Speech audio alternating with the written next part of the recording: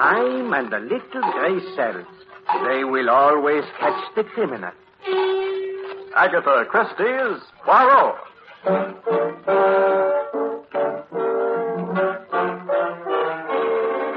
From the thrill-packed pages of Agatha Christie's unforgettable stories of corpses, clues, and crime, complete with bowler hat and magnificent mustache, your favorite detective, Hercule Poirot, in Death in the Golden Gate.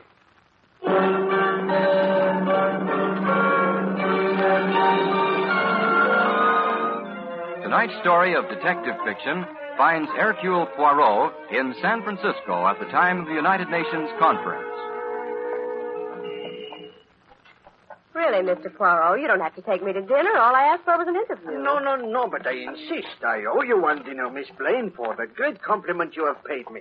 With San Francisco so full of international personalities, I did not think anyone would even notice the presence of an unimportant Belgian detective. Unimportant? Oh, come now, Mr. Poirot, you're too modest. No, but of course, modesty is one of the many qualities for which I am justly famous. Voici. Here is the very excellent little restaurant which I've discovered. Oh, one moment. We better let these three gentlemen out. They present an impassable barrier. That's the idea, pal. Impassable barrier. Three musketeers. Thanks for holding the door open, lady. I'll do the same for you sometime. Well, kind of early in the day for drinking. If they are intoxicated, mademoiselle, it is from your San Francisco air. They have not been drinking. Of that I'm quite certain. The characteristic aroma is absent. Maybe, but they've got the characteristic staggers. Think I'll make that car all right? Yes, I think so. Shall we go in? Oh, yes, of course. Well, here's the table right by the window. Ah, you see? They're having trouble starting the car. But why does the driver keep stamping on the brake instead of the starter? How do you know he's... Oh, I see the stoplight in the rear. Flashing on... Ha! Success, they're off. Yes. Now we can devote our entire attention to dinner. I'm as hungry as it... What is it, Mr. Poirot? Oh, that gentleman at the corner table. The corner table? Oh, that foreign-looking chap with a peculiar expression on his face? Wait, that is the one. Rather distinguished looking. What about him? It is strange. The shape of the head, the hair, the general figure of the man is so familiar. And yet the face is that of a stranger. It's getting up now. It's getting ready to leave. Oh, sacre bleu, that is most disturbing. You know, I will not be able to rest until I have identified him. There's only one thing I do know. Seeing him has given me a very unpleasant feeling. Our past association was decidedly not friendly. He's probably a famous jewel thief. He looks it. He's passing this way.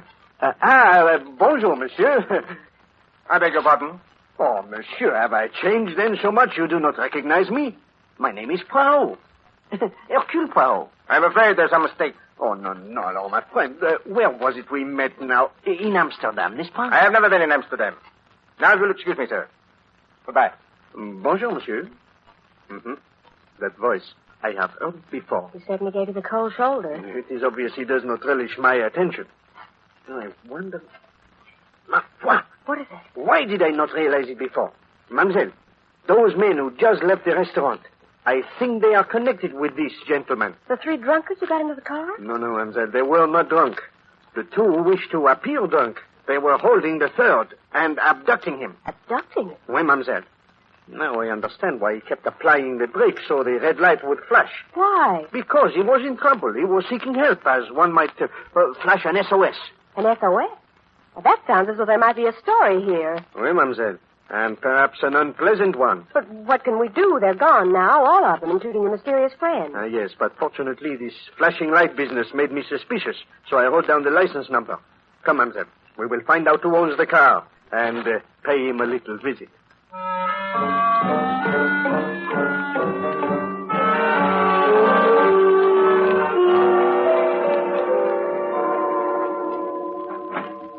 Inside, mister. You fellas are making a big mistake. You got the wrong guy. Yeah? Yeah, I'm just a newspaper photographer. I make $40 a week, and I'm in hock now for my next 2 weeks' salary. You can't get any dough out of me. Watch him, Kurt. Don't worry, Frank. I've got him covered. Now, sit down. All right, come on, let's have it. What do you want? Nothing. We just like your company. Well, I don't like yours. How long do you think I'm going to stay here? Long enough. Says you. I got an important assignment at 9. We're not interested in your career. Now, sit still. Take it easy, will you, pal? You want that thing to go off? Guy can tie his shoelaces, can't he? All right, but don't... Look out, Kurt. He's diving for your leg. No, you don't. You stay down. Frank, gun. He's just reaching for it. Okay, Kurt, get up. He'll keep for a while. Yeah, see? No, I just knocked him out. You'll come to in a little while. You all right? Yeah, I'm okay. All right, come on. Help me get him on the couch.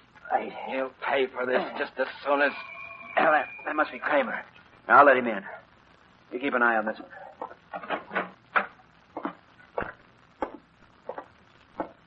Who is that? It is Von Kramer. Open up. We expected you sooner, Baron. This is Simon Upkirk. The young man. You have him here? He's in the next room. Baron, there's something I must tell you. And his camera. You brought that along, too? Yes. Good. For a moment when I saw that little Belgian in the restaurant, I was afraid. What Belgian? Never mind. Tonight at 9 o'clock, the delegates will gather in a room at the Hotel Embassy. They will pose for pictures. They will smile self-consciously. And then suddenly... Now I will have a talk with this photographer. And while I talk to him, attend to the camera. Yeah, I know what to do. Be careful, Kurt. It's a very small device, but it is very effective. One click of the shutter, the bomb will explode. Baron, there's one thing I must tell you. Yes? There's been a slight difficulty. Difficulty? Yes, it was an accident. What happened? Quickly. Well, he attempted to escape. The gun went off. You stupid swine. Come. I told you to treat him well. Well, he'll be coming to in a minute. Are you sure this is the man we want? Yeah, he's Larry Doyle, all right. But there's He has a very stupid face. Typically American. Kurt, cold water, towels. Yes, Baron, right away. Baron, huh? I thought your name was Kramer. I thought this was a simple snatch so you could get the guy's press card. I don't want any part of this bomb business. I just heard you talking about the Kurt. And now that you know, what do you suggest? I think you ought to call the whole thing off. If you were in your right mind, you'd never even dream of pulling anything like it. Proceed. That's all. I think you're off balance, Baron. You're going for cert because Germany's just lost a war and you want revenge. Just lost the war. Don't be a fool, Frank. We lost the war 2 years ago. It is not this war we've been thinking about. It is the next one. The next? Baron, don't you know what's happening? Your leaders are dead. Germany's ruined. No, Frank. Germany is not ruined. It's only the factories, and they can be rebuilt. But the people, the German people, are not ruined as the others. They are well-fed, well-dressed. Germany will yet rule the world.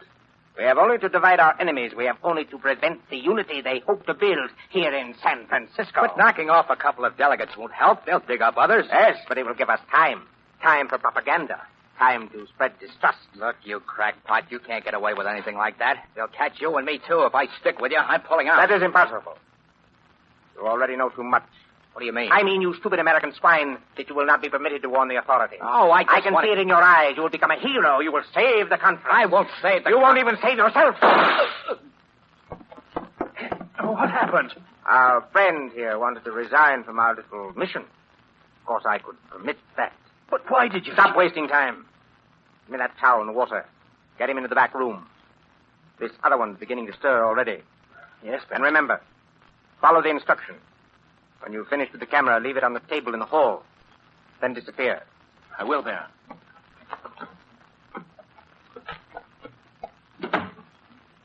Yeah. Here, young man, drink this. Oh. Can you hear me? You're all right. Oh, my head. Nothing. You were stunned. You're all right now. Ooh, everything's wobbly. Take that thing away. It's only a towel. What is your name, young man? Let me go. Yes, sit up. So, you're better. Yes? Who are you? What do you want? Only to extend my apologies. My friends have been guilty of a great mistake. For days now, I've been followed by a suspicious-looking man. They mistook you for him. Oh, they did. Well, I had to tell that to the police. There's a law against kidnapping. Kidnapping? No, my friend. I'm well known to the police. I'm under their protection. And now you had better go. Why are you so anxious to get rid of me all of a sudden? Well, my friend, as you came out of your unconsciousness, you kept muttering, I've got to get there at 9 o'clock. I would not want you to miss an important engagement. Oh, yeah. Thanks. Hello. Mr. Doyle. Yeah? Do not forget your camera.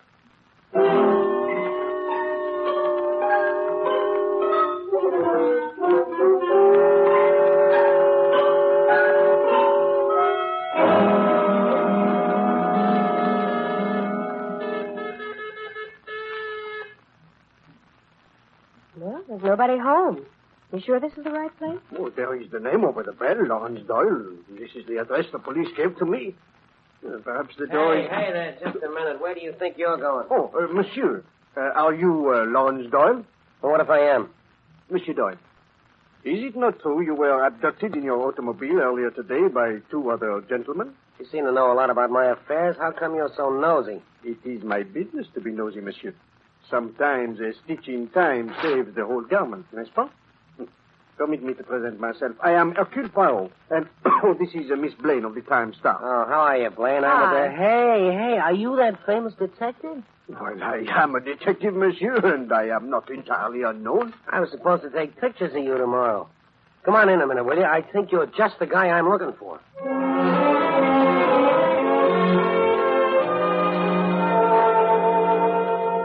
And that's the whole story, Mr. Poirot. What do you make of it? Well, this is very strange, Monsieur Doyle. Very strange. You are positive they took nothing from you? No money, no papers? No, I'm positive. Not a thing. And another thing. I didn't mention to that last guy that there was a blood stain on the carpet that wasn't there before I was knocked out. I thought I heard a shot just before I really became conscious. I do not understand this, monsieur. As soon as they released you, why did you not inform the police? I'll tell you why, because I didn't want to get tied up with identifications and making complaints and whatnot. 9 o'clock tonight, I got to be at the Hotel Embassy to take a picture. The heads of the delegations are getting together. I see. Tell me, monsieur, this third gentleman, the foreign-looking one who was so kind to you, do you know his name? No, I don't think it was mentioned. From your description, I think he's the one we saw in the restaurant. If I could only see him again and perhaps identify him. Well, I'll take you there. Oh, but your assignment to take the picture. Oh, I can make that. It's only 7:30 now. Bon, let us march. Miss Blaine, you will forgive me for rushing up this way, but this may be dangerous. Oh, sure. After all, if I went along, I might get a hot story. Hey, Doyle. What? You forgot your camera. What do you want to do, lose your job?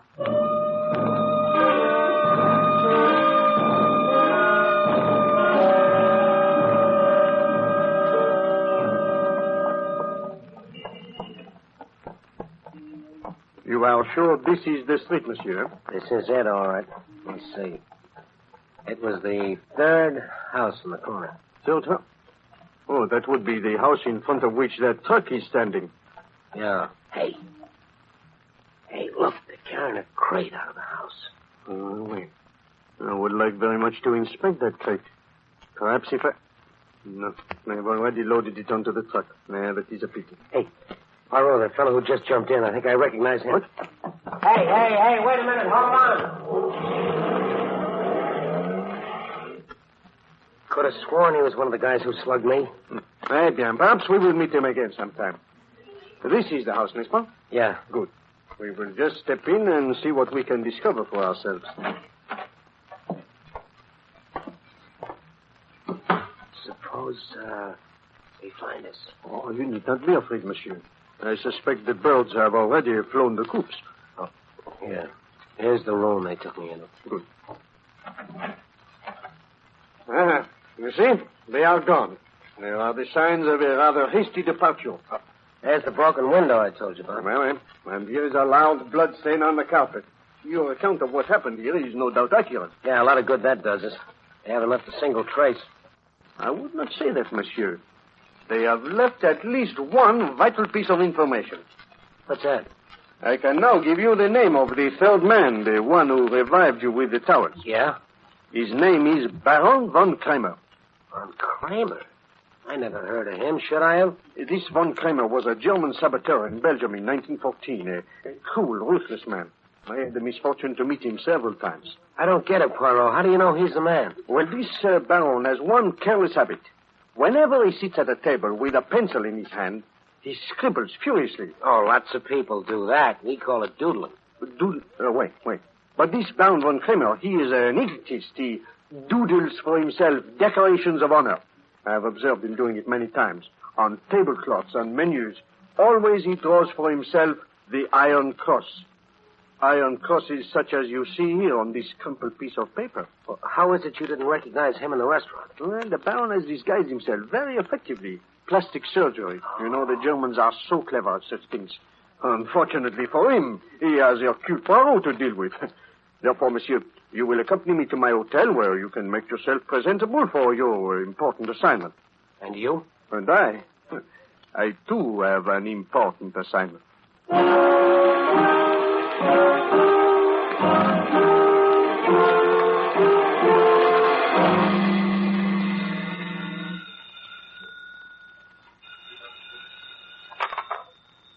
Yes? Hello, Baron. This is Kurt. Did everything go well? I'm not sure. Just as we were leaving in the truck, that reporter came back with another man. A little guy with a derby and a big mustache. Poirot. Who? The detective I told you about before. Oh, how did he get mixed up in this? I don't know, but we must act quickly. He's a sly one, that Belgian, I know. What do we do? We must separate them. Every minute they are together, there is danger. Danger that Poirot will discover what we have done. We must lay a trap for him, but it must be subtle. Yes, very subtle.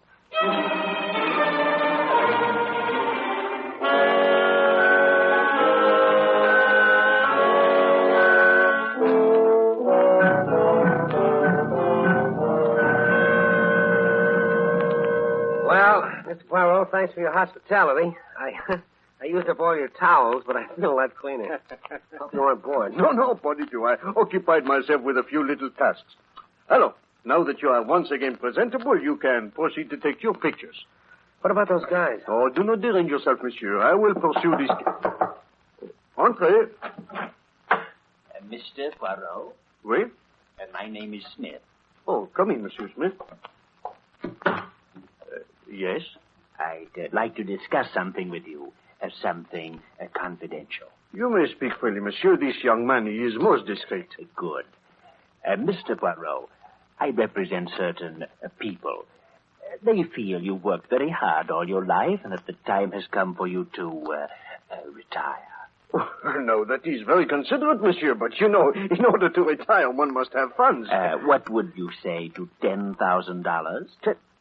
Monsieur, I find you most amusing. The $10,000 are in cash in this wallet, Mr. Poirot. Here, take a look. Merci, monsieur. The money appears to be genuine. Tell me, monsieur, what are the terms of this generous offer? Very simple, Mr. Poirot. You are to pack your bags immediately and return at once by plane to New York. I myself will escort you and provide you with a ticket. Monsieur Smith, your proposition does not interest me. That is all, monsieur. You will please go. All right. But I have to warn you. My people don't take no for an answer. You're inviting trouble. Oh, tough, huh? I've had about enough of you and your outfit. Poirot, do you mind if I take this guy apart? I wouldn't try anything if I were you. I'm leaving. Goodbye. No, you don't. Good day.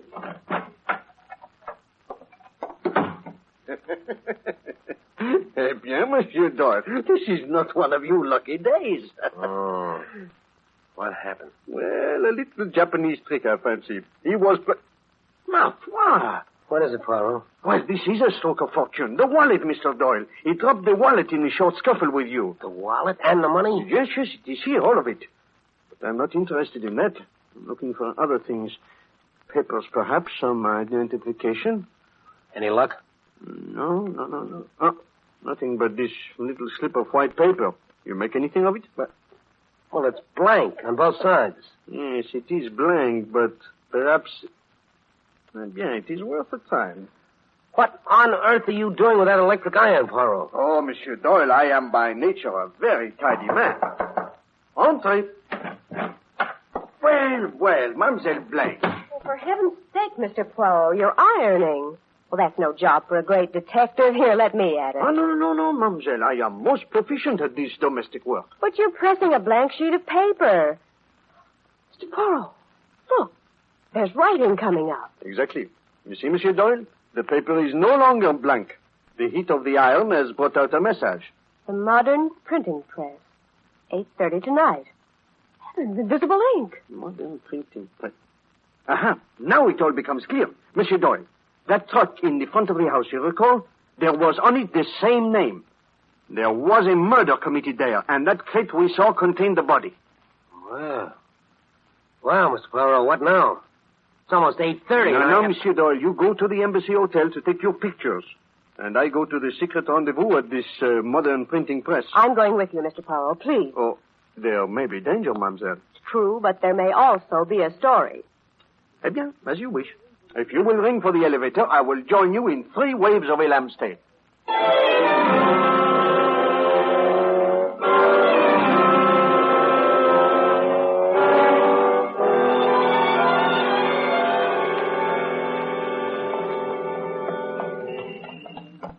Mademoiselle, I do not like this. I do not like this at all. You should not have come with me. I know, Mr. Poirot. I'm so impetuous.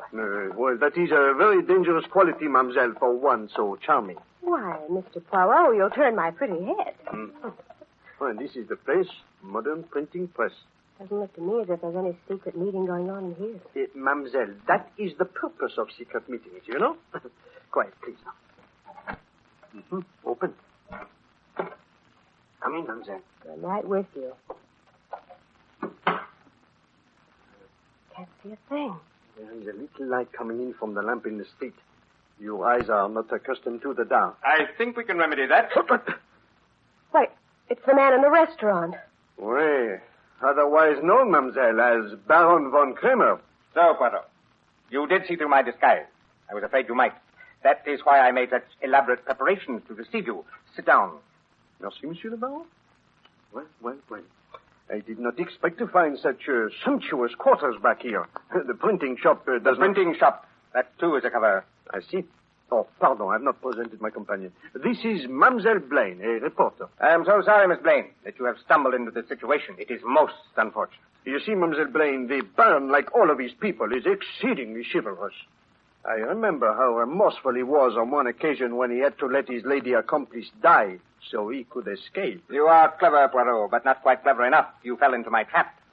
Trap? You do not even yet realize what has happened. The piece of paper, Poirot, which Mr. Smith accidentally dropped in your room. Oh, very clever, Baron. Ah, well, I know you, Poirot. The trap.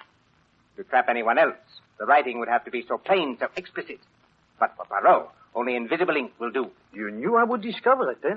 Eh bien, I must compliment you, monsieur. You are still resourceful. I've had to be. To put you at my mercy. So this is the end, Poirot. The end of our long association. Only one of us will leave here alive. Excuse me. Do not move, either of you. I will not hesitate to shoot. Yes? Mr. Poirot, isn't there anything we can do? Yes. Must we stay here? It does not look good for us, mademoiselle. Well, I won't stay here. No, Miss Blaine, do not move. But... I am not quite as stupid as he believes. I did not fall into his trap. I have only pretended to. You mean? I know Monsieur Smith was not sent in a serious hope of bribing me. Von Kramer knows me too well for that. Then why was he sent? Obviously to lure me into a trap. Then why did you come down here? Have no fear, mademoiselle. I called the police from my hotel room. They will be here presently. Quiet. Very interesting. Good work, Otto. But I owe you an apology. Again, I have underestimated you. Indeed? You knew it was a trap all the time. Yes, Baron. You see, I did not underestimate you. I knew you would not try to bribe me. Very good. But tell me, how did you discover that I had not fallen into your trap? Oh, yes, I forgot to mention it. I have just heard from a friend of mine. By a strange coincidence, he operates the switchboard at your hotel. Good Lord. When you called from your hotel room and asked to be connected with the police, he connected you instead with another room in the hotel. You spoke to my men. Then the police... will not be here, mademoiselle. C'est ça. I'm afraid we have reached the end of the play. Yes, Poirot. It is all over. That is to say, it will be all over in exactly 3 minutes. 3 minutes? In 3 minutes, Poirot, at precisely 9 o'clock. Young Mr. Doyle will walk into a room at the hotel embassy to take a picture. When he clicks the shutter, he will set off a powerful charge, a bomb that will wreck the building. A bomb? Oh, a masterpiece of sabotage, Baron. You have gone far since the old days. Yes, and I will go further. In a week or two, I will join my superiors in South America. And as for you, perhaps you have some last request. Monsieur le Baron, I have lived according to certain rules and ideals, you know. I should very much like to, perhaps, drink a toast to those ideals. That is good. And I will drink to mine. A glass for each of us. And for the lady. Nothing. A fine bottle of Napoleon.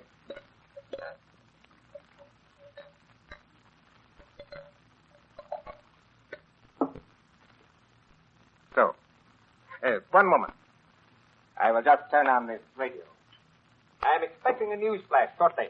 I am most curious to hear your toast, Baron. It would seem to be... I am disappointed in you. Eh? As I turned on the radio, I watched you in the mirror. It seemed to me you passed your hand over my glass. You think I put something in it? Oh, Monsieur le Baron, that is fantastic. It sounds like a mystery novel. In that case, Poirot, I am sure you will not object to our changing glasses. Oh, but you... So, I have yours, and you have mine. Are you ready? Yes. Yes, I'm ready. I drink to the destruction of tyranny, now and forever. Excellent, Oberallis. It is now 9 o'clock Pacific War Time. Listen, Poirot. We have just received the following bulletin. At the United Nations Security Conference, the heads of the delegations have just posed for photographs and have now closed the doors on what is expected to be the most fruitful session of... But it is impossible. What is it, Monsieur le Baron? You look faint. Mr. Poirot. He's dead. No, Miss Plain. Not dead. Only unconscious. You see, I knew he would be suspicious of me, so I put something in my glass before I pretended to put something in his. What did you put in? Some of these. I always carry them with me. They are knockabout drops. Very interesting. What you call in America the Michael Finn. Now, if you will take his gun, I will use the telephone. The camera, why didn't it explode at the hotel? Oh, very simple, mademoiselle.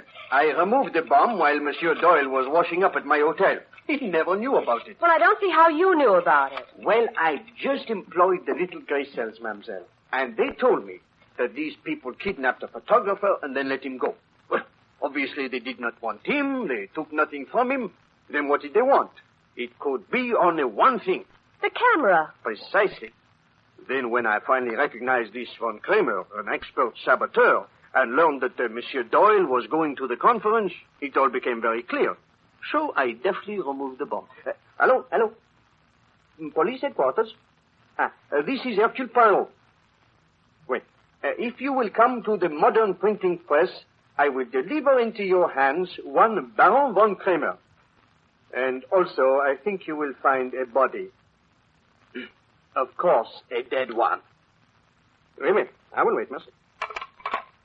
And now, Miss Plain, let us continue with our interview, eh? After all, I would not want to send you away without a story.